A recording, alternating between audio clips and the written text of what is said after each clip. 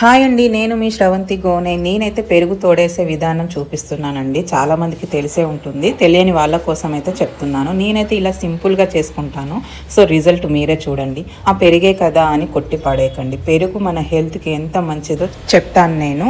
ఒక బౌల్లో కొంచెం వేడి పాలను అయితే తీసుకొని దాంట్లో ఒక స్పూన్ కర్డ్ అయితే యాడ్ చేసుకున్నాను తోడు కోసము. బౌల్కి కొంచెం తక్కువ ఉన్నాయి నాకు పాలు, దానికి ఒక స్పూన్ అయితే సరిపోతుంది నాకు.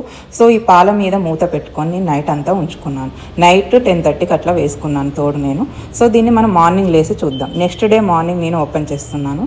చూడండి ఎంత బాగా తోడుకుందో.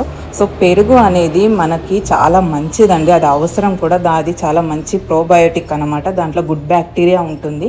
అది పిల్లలకైనా పెద్దలకైనా గట్ హెల్త్కి అండ్ డైజెస్టివ్ సిస్టమ్కి హెల్ప్ చేస్తుంది. దీంట్లో వైటమిన్ B12 ఉంటుంది, కాల్షియం ఉంటుంది, బోన్స్కి చాలా మంచిది. పిల్లలకి డైలీ 1 కప్పు అయితే తినిపించండి. Do subscribe for more videos.